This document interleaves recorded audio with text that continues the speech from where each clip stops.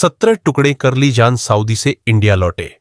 प्रेमी को मिला मौत का तोहफ। 26 वर्षीय मोहम्मद वसीम अंसारी अपनी 17 वर्षीय गर्लफ्रेंड नरगिस से मिलने के लिए बेताब था। उससे मिलने की खातिर वह सऊदी अरब से इंडिया आया। यहां उसकी 17 टुकड़ों में कटी लाश पुलिस ने बरामद की। आखिर किसने और क्यों की वसीम अंसारी की हत्या? पहली नजर में दिल दे बैठा वसीम और नरगिस की मुलाकात करीब 2 साल पहले बिलासपुर से रांची जाते हुए ट्रेन में हुई थी। वसीम अपनी एक रिश्तेदारी में बिलासपुर आया था।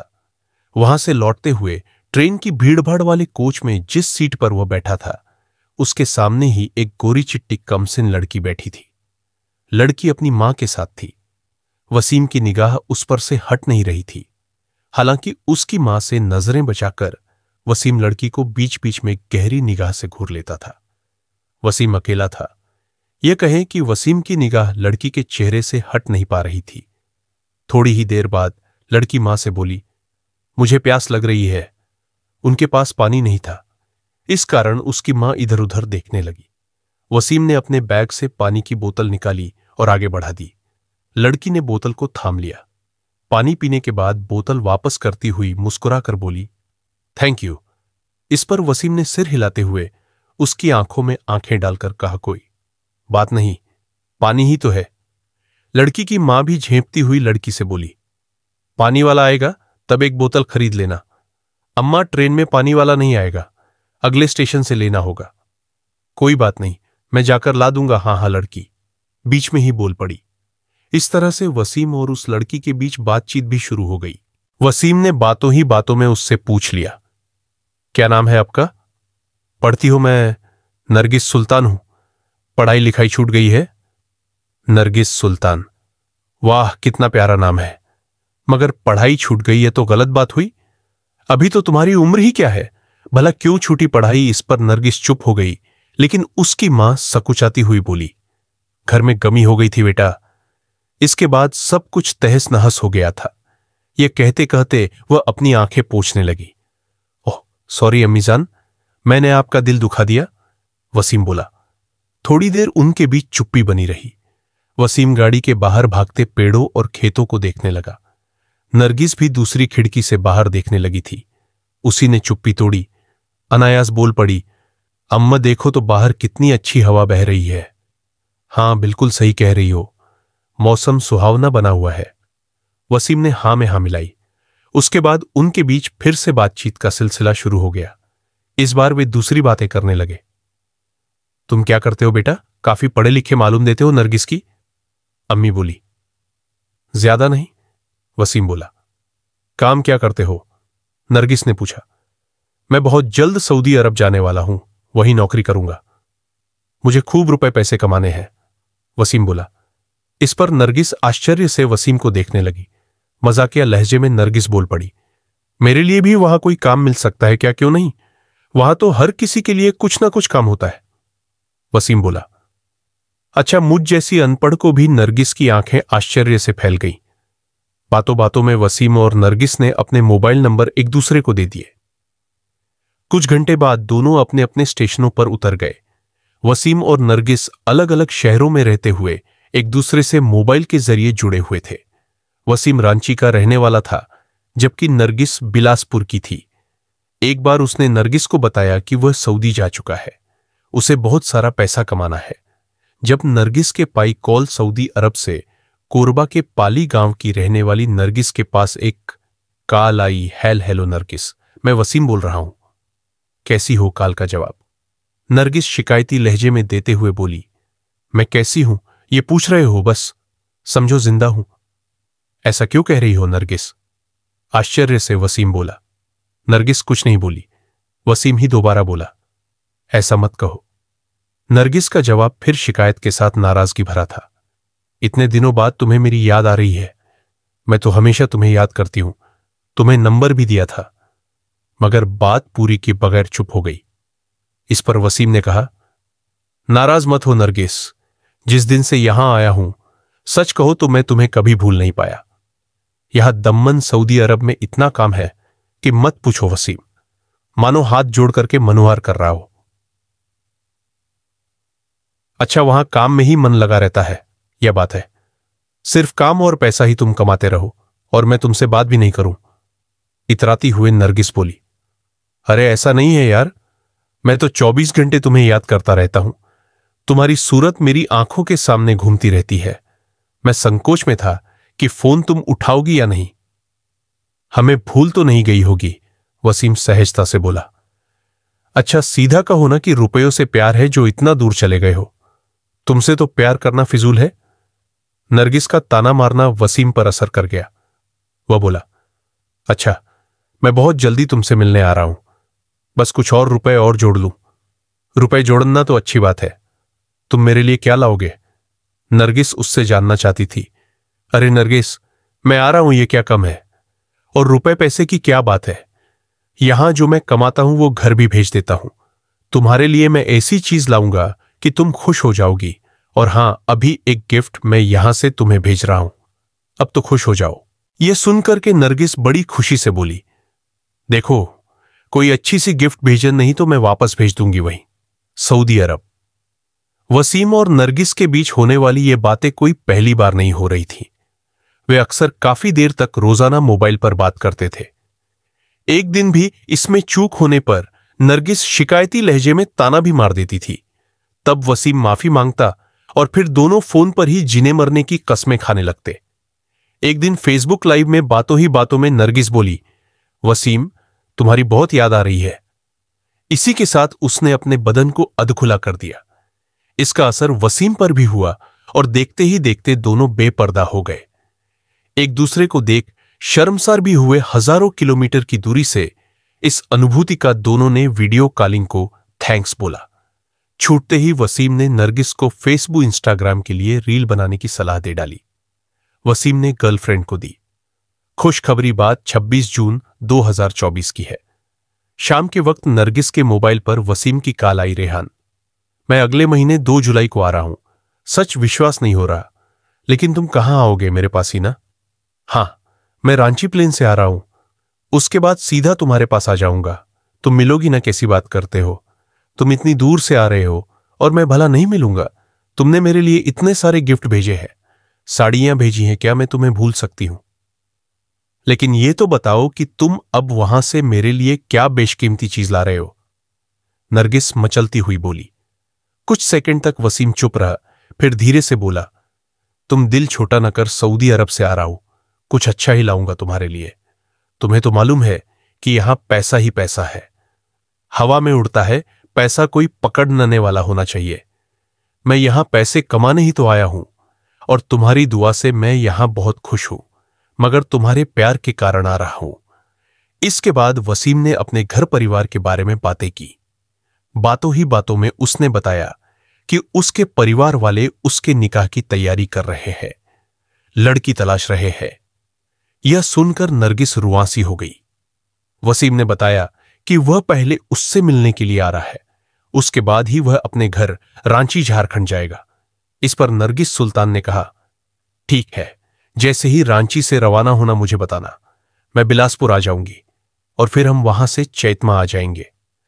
2 जुलाई 2024 नरगिस को वसीम ने फोन किया, रेहान, अब मां इंडिया आ चुका, शाम तक रांची हमारा प्लेन लैंड करने वाला है। यह सुनकर के नरगिस बहुत खुश हो गई। वसीम भी नरगिस से मिलने की बात सोचकर बहुत ही प्रसन्न था। नरगिस ने भी कह दिया, मैं बिलासपुर आ रही हूं और वहां से हम लोग आगे का प्लान बना लेंगे।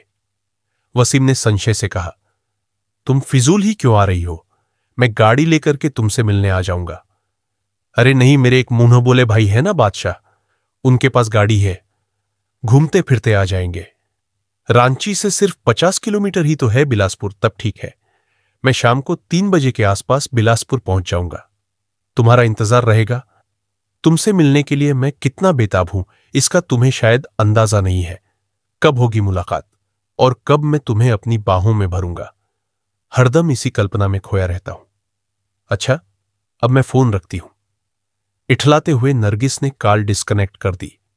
17 टुकड़ों में मिली लाश बुधवार के दिन 10 जुलाई 2024 को छत्तीसगढ़ के जिला कोरबा के थाना पाली में किसी ने फोन करके सूचना दी कि गोपालपुर डैम के पास एक पिट्ठू बैग में कोई संदिग्ध चीज है। बैग के ऊपर मक्खियां भिन भिना रही हैं और तेज बदबू फैल रही है। यह सूचना मिलते ही एसएचओ चमनलाल सिन्हा कुछ पुलिस कर्मियों को लेकर गोपालपुर डैम के पास पहुंच गए। उन्होंने जब वह बैग खुलवाया तो किसी युवक की टुकड़ों में कटी लाश निकली। उसका सिर और कुछ अंग गायब थे। पुलिस की प्रारंभिक जांच में पाया गया कि बरामद लाश को धारदार हथियार से टुकड़ों में काटा गया था। एसएचओ ने यह जानकारी कोरबा के एसपी सिद्धार्थ तिवारी के साथ साथ कोटघरा शहर की एडिशनल एसपी नेहा वर्मा और एसडीओपी पंकज ठाकुर को भी दे दी गई। एफएसएल यूनिट प्रभारी सत्यजीत कोसरिया और थाना पाली चौकी चैतमा सहित साइबर टीम को सूचना दे दी गई। एएसपी के निर्देश पर उपरोक्त अधिकारियों की टीम मौके पर गई। वहां की गई सूक्ष्म जांच के सिलसिले में गोताखोरों ने डैम में दोपहर तक मृतक का सिर व अन्य लापता अंगों से भरी एक बोरी तलाश ली। बरामद बैग में लाश के टुकड़ों के साथ एक आधार कार्ड, पासपोर्ट एवं एक फ्लाइट टिकट भी मिली। उन दस्तावेजों की जांच के आधार पर मृतक की पहचान मोहम्मद वसीम अंसारी पुत्र मोहम्मद जमीर अंसारी के रूप में हुई। उसकी उम्र 26 साल थी और वह कांतातोला, रांची, झारखंड का निवासी था। वहीं से उसके भाई का फोन नंबर भी मिल गया। पुलिस ने उनके बड़े भाई मोहम्मद तहसीन से फोन पर बात की। उन्हें घटना की जानकारी देकर कोरबा बुलाया गया। फोन पर ही तहसीन ने बताया कि उसका भाई मोहम्मद वसीम पिछले 2 सालों से सऊदी अरब में सुरक्षा अधिकारी की नौकरी कर रहा था। वह वहां से कब आया, इसकी उसे कोई जानकारी नहीं है। वसीम की नृशंस तरीके से की गई हत्या कोरबा से लेकर रांची तक में चर्चा का विषय बन गई। आम और खास लोग यह जानने को उत्सुक थे कि आखिर किसने और क्यों इस तरह मासूम नौजवान वसीम अंसारी को मार डाला। उससे किसकी क्या दुश्मनी थी जो उसके सऊदी से लौटते ही हत्या हो गई? क्या कोई पहले से ही घात लगाए बैठा था? लोग तरह तरह की चर्चाएं कर रहे थे। इधर समय बीता जा रहा था। चौतरफा सनसनी बढ़ती जा रही थी। पुलिस जांच टीम तत्परता से बड़ी सतर्कता के साथ काम कर रही थी। कड़ी से कड़ी जोड़ते हुए पुलिस जांच को आगे बढ़ा रही थी। जुड़े पहलुओं की जांच पर यह तथ्य उजागर हुआ कि मृतक की सोशल मीडिया के माध्यम से बांसटाल चैतमा थाना पाली की एक अवयस्क बालिका नरगिस से कई बार बातचीत हुई है। उनके बीच बातचीत international video call, WhatsApp call से हुई थी। बरामद मोबाइल में संयोग से उन दोनों की बातचीत के रिकॉर्डिंग क्लिप्स भी थे। क्यों की गई वसीम की हत्या? पुलिस ने जब नरगिस के बारे में खोजबीन की तब वह अपने घर से गायब मिली। उसके बारे में यह भी पता चला कि वह अपने किसी राजा खान उर्फ बादशाह नाम के प्रेमी के साथ फरार है। पुलिस नरगिस के साथ साथ राजा खान की भी तलाश करने लगी। जल्द उनका पता चल गया। वे ओडिशा के राउरकेला में एक होटल से पकड़े गए। उन्हें कोरबा लाकर पूछताछ शुरू की गई। नरगिस सुल्तान के चेहरे से मासूमियत झलक रही थी, जो शायद कमसिन उम्र का तकाजा था। चेहरे की ताजगी बता रही थी कि वह बेकसूर है। वह डरी सहमी थी। उसने वसीम के साथ किसी तरह की जान पहचान होने से साफ साफ इनकार कर दिया। बड़े सामान्य ढंग से उसने पुलिस को बताया कि वह मोहम्मद वसीम नाम के किसी व्यक्ति से मिली ही नहीं है, मगर पुलिस के पास उसकी और वसीम की बातचीत के सबूत थे। पुलिस जांच टीम के एक सदस्य ने सख्ती के साथ पूछताछ की और मोबाइल ट्रेस की जानकारी सामने रखी तो वह टूट गई। इसके बाद उसने जो घटनाक्रम बयान किया उससे वसीम की हत्या की तस्वीर भी सामने आ गई। महज 17 साल की नरगिस ने बताया कि वह राजा से मोहब्बत करती है और अपने परिवार को छोड़ चुकी है। दोनों साथ रहते हैं। इसी के साथ उसने बताया कि उसने पैसों के लालच में प्रेमी के साथ मिलकर वसीम की हत्या की। नरगिस के इस बयान के बाद पुलिस ने राजा खान के खिलाफ भी रिपोर्ट दर्ज कर ली। आरोपी राजा खान उर्फ बादशाह 20 साल का नवयुवक था।